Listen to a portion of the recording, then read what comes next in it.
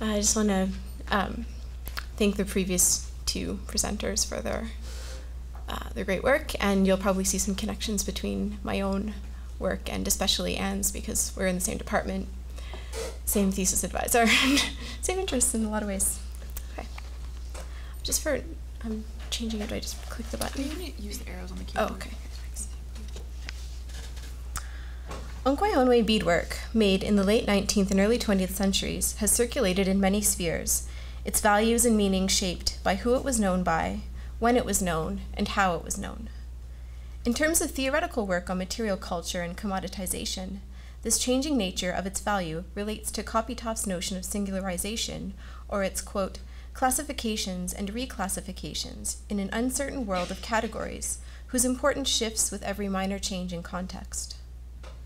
In this presentation, through two case studies of beaded picture frames made by artists at the Six Nations of the Grand River, I suggest that collecting of beadwork was a nexus where competing ideas of Ongwehonwe tradition emerged, and where artists could intervene both to challenge ethnographic notions of authenticity and assert agency over their memory.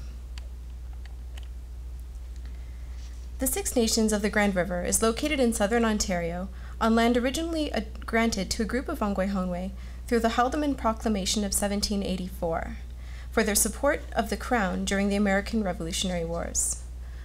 Ongwehonwe means real people, and I use this term to refer to the Six Nations Confederacy, composed of the Seneca, Cayuga, Onondaga, Oneida, Mohawk, and Tuscarora nations. This group is also known as the Iroquois. Haudenosaunee is another term, and this means people of the Longhouse, and it's a term used in place of either Ongwehonwe or Iroquois. I choose Ongwehonwe because I feel this term clearly includes both those who do and do not identify with the Longhouse tradition, which was a tradition with roots in the teachings given by Prophet Handsome Lake in 1799 and 1800. Okay, so a popular form of artistic expression and, during the Victorian period, a means of economic subsistence, beadwork connected those who settled on this new land along Grand River with the relatives who remained in the Finger Lakes region in what is now upstate New York. Beadwork also connected women in the different Six Nations because it was made by women in all Six Nations, as well as Christian women who belonged, and with those who belonged to the Longhouse. So widespread is this tradition among the Ongwehonwe, and so shared is the visual vocabulary utilized in the pieces, that it is difficult to identify regionally or community-specific motifs or styles.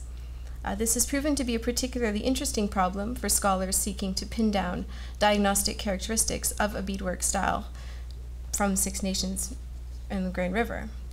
And given the widespread intermarriage between members of each nation within the Six Nations community, as well as between Six Nations members and the Delaware and Mississauga of New Credit, who also lived in the area, it is not surprising that beadwork connoisseurs have had difficulty identifying elements which they can attribute to this particular region.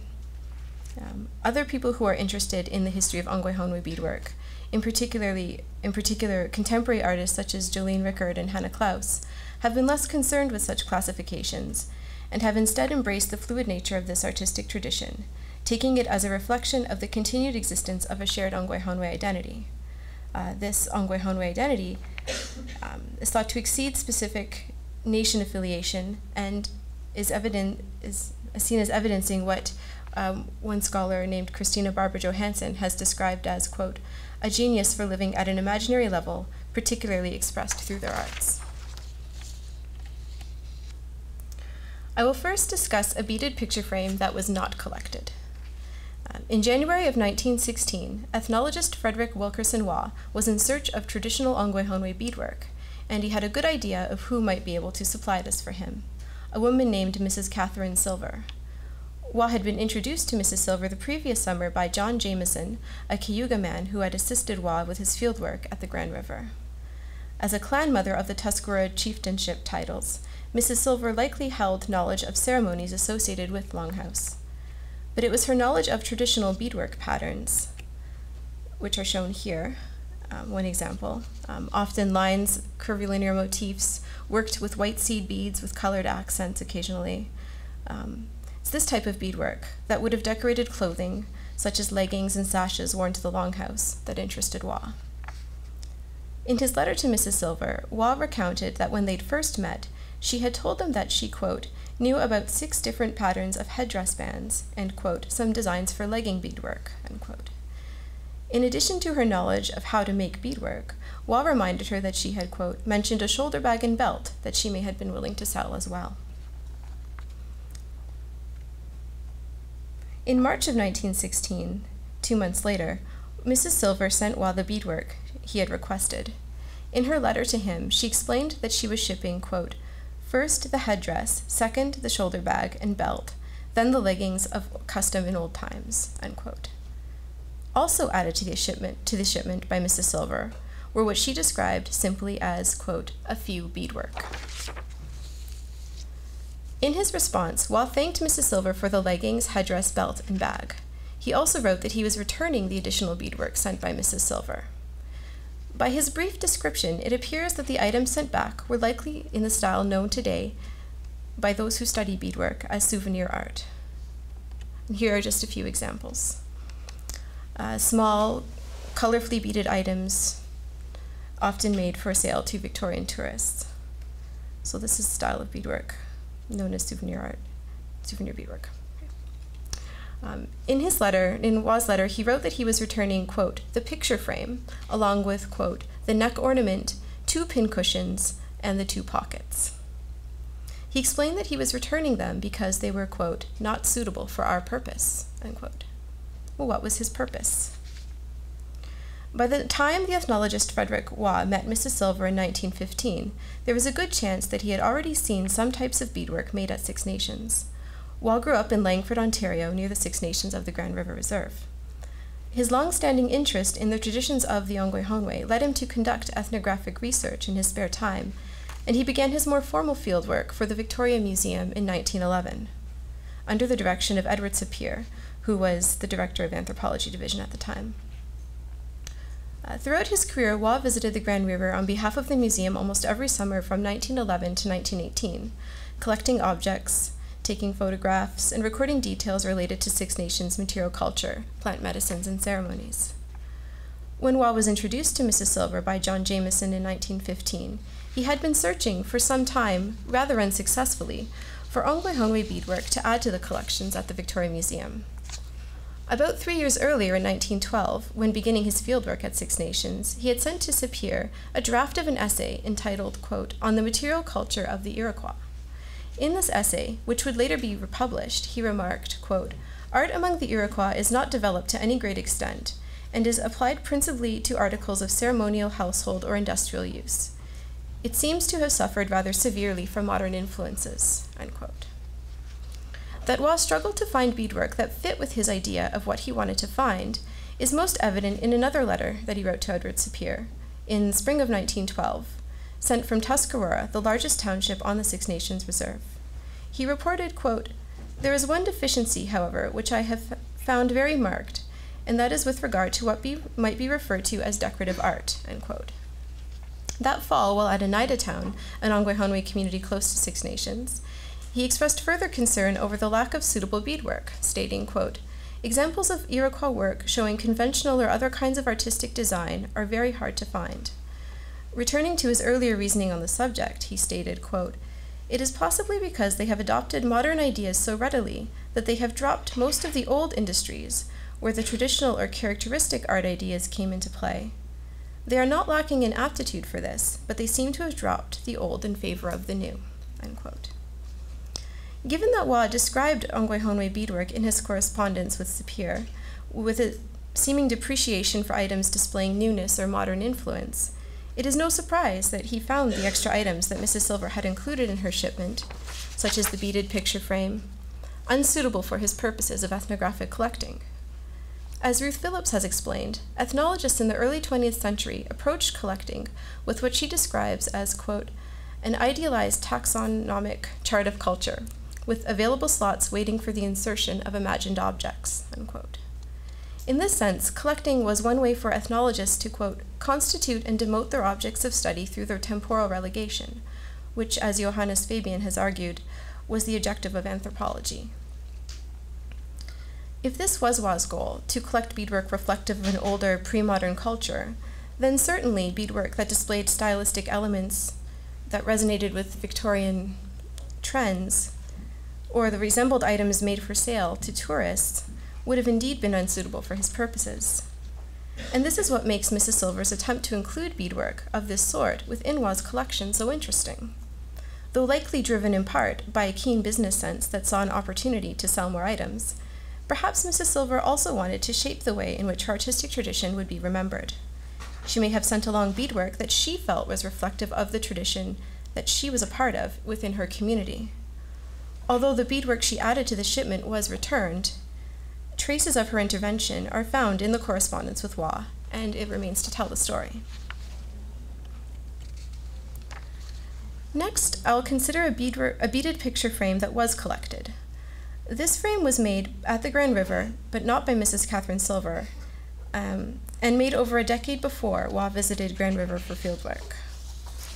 It is in the style of beadwork known as Souvenir Art as well.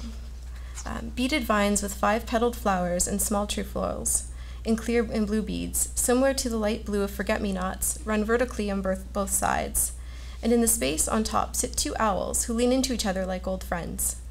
On the bottom is beaded the date 1893 and the phrase, "Remember me."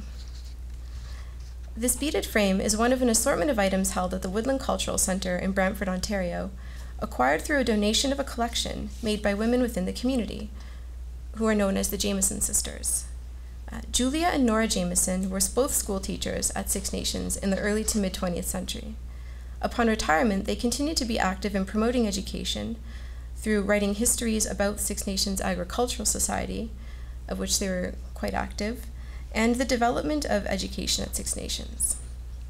Their substantial collection of objects, notebooks, and papers speaks to their passion for traditional arts, and non-traditional ones as well.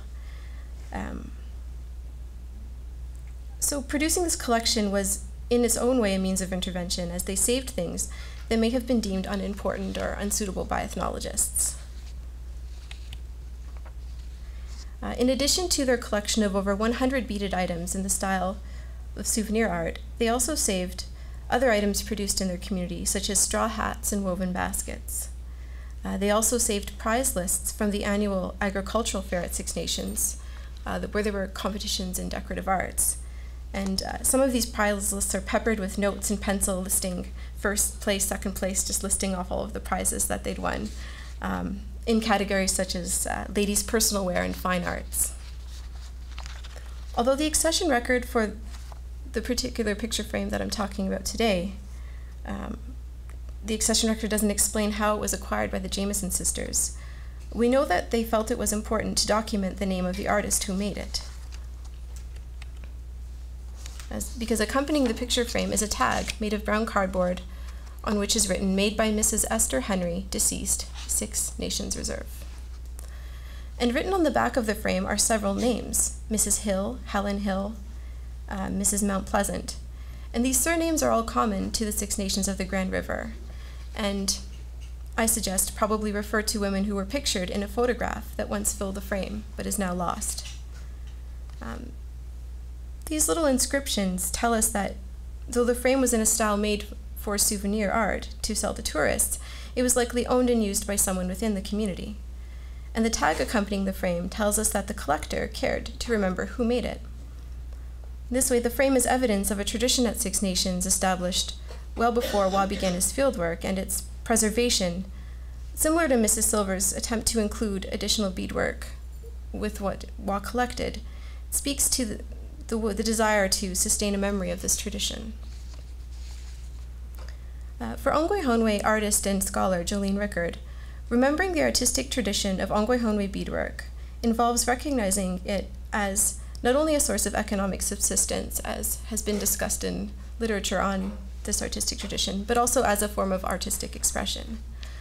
She's written, quote, "When people sat down to make things, they cared about what they made. They had some pride in it. It was an expression that came through. It was like saying who they were each time it came out," end quote. That the Jameson sisters collected so many pieces of beadwork suggests they understood the significance. For CWAHI, this multi-layered significance may have been obscured by the categories of tradition and modern, which he, like many others during the early 20th century, used to sort out which types of items they would find suitable for collecting. When walking through the storage facilities of a museum, viewing shelves filled with objects, every thing on a shelf becomes less of an individual thing and more a part of a whole, just a collection. It can seem, as Susan Stewart has stated, that, quote, the spatial whole of the collection supersedes the individual narratives that lie behind it, end quote. In some cases, where provenance cannot be established, the whole of the collection may be the only narrative that can be easily imagined. But when items in a collection can be connected to makers, collectors, stylistic trends, or communities, they can show themselves to be layered with meaning, including tensions between innovation and tradition, individual and collective identities, authority, agency. Objects within collections become individual entry points for remembering this past. In discussing photographs, Jolene Rickard has stated, quote, the words are here to teach and guide us through life, but the objects are here to serve the memory and meaning of the word. The practice of looking at things to remember is our way. In the past it served the truth. Whose truth do we observe when we look at photographs? Perhaps the same questions can be asked of Ongwehonwe beadwork. For in tracing how and why some beadwork was both unsuitable and suitable for past purposes, it becomes possible to identify interventions and imagine ways of remembering beadwork more fully. Thank you.